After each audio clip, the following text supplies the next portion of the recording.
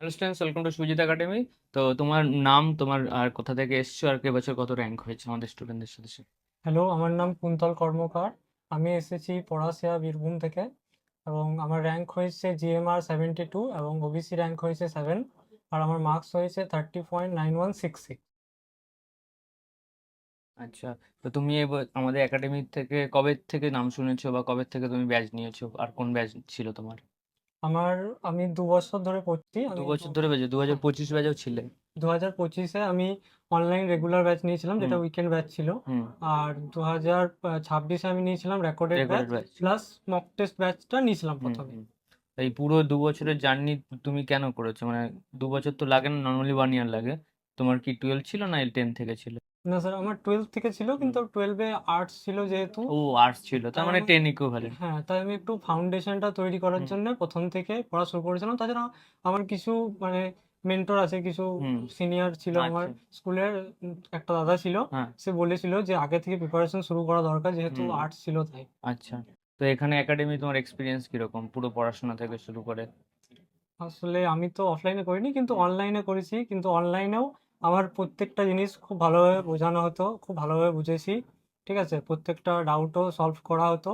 আর যেহেতু আমি রেকর্ডেড দেখেছি, তো রেকর্ডেড দেখেও আমার খুব একটা ডাউট লাগেনি। হুম। সব প্রায় সব বুঝে গেছি। আর ক্লাসগুলো ওইভাবেই তৈরি হয়, মানে হুম, যেটা পড়ার পর স্টুডেন্টদের ডাউট অলমোস্ট নীল হয়ে যাবে, হুম, যে কেউ কিছুটা জানে। তো তুমি ফার্স্ট বছর যখন লাইভে পড়তে, তো তখন তুমি কমিউনিকেট করতে পারতে তো? হ্যাঁ, তখন আমি কমিউনিকেট করতে পারতাম। আর তারপরের বছর তোমার মনে হলো যে আমি এবার রেকর্ডেড না নিয়ে কন্টিনিউ করব। হ্যাঁ, আচ্ছা, তো তোমার সেকেন্ড ইয়ারে র্যাঙ্ক কত ছিল যখন তুমি রানিং ইয়ারে দিয়েছিলে সেকেন্ড ইয়ারে? সেকেন্ড ইয়ারে আমার র্যাঙ্ক অতটা ভালো হয়নি। হুম। তখন আমার 2000-এর অ্যারাউন্ড র্যাঙ্ক ছিল। তখন একটু পরীক্ষার দিন একটু খারাপ হয়ে যায় আমার, আচ্ছা, শরীর খারাপ ছিল তাই। তোমার প্ল্যানিং কি আছে, কোন ডিপার্টমেন্ট এক্সপেক্টেড করছো যাদবপুর ইউনিভার্সিটিতে? আমি মেকানিক্যাল ইঞ্জিনিয়ারিং ডিপার্টমেন্ট হ্যাঁ, এক্সপেক্ট করছি। ওটা পেলে তুমি খুশি, স্যাটিসফাই তো? হ্যাঁ, হ্যাঁ, কারণ আমার ডিপ্লোমাতেও মেকানিক্যাল মেকানিক্যাল ছিল। ব্রাঞ্চ ছিল। হোপসো হয়ে যাবে, অনেক দূর থেকে এসছে তো।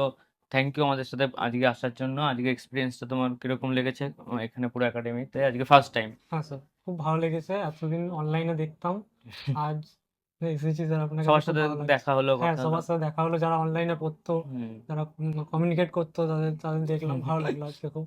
ঠিক আছে, তো তোমার জন্য আমাদের একাডেমিক থেকে গিফট আছে, তো এটা হচ্ছে দ্য মেডেল। তো অল দ্য বেস্ট, ফিউচারে আরো ভালো করে পড়ো। মেকানিক্যাল একটা খুব সুন্দর ডিপার্টমেন্ট যাদবপুরে। Thank you sir, thank you. তো নেক্সট ইয়ার স্টুডেন্ট যারা আছে তাদের ব্রিফলি যদি কিছু অ্যাডভাইস দিতে চাও যে ওরা কিভাবে পড়াশোনা করবে?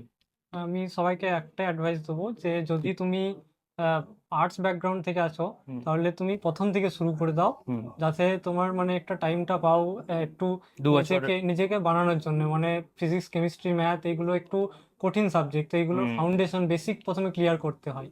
আর আরেকটা কথা হচ্ছে, ডেলি 6 থেকে 7 ঘন্টা পড়তে হবে সেলফ স্টাডি। কনসিস্টেন্টলি। আর সেলফ স্টাডি খুবই দরকার, কনসিস্টেন্সি হচ্ছে main. Okay, all the best সবাইকে।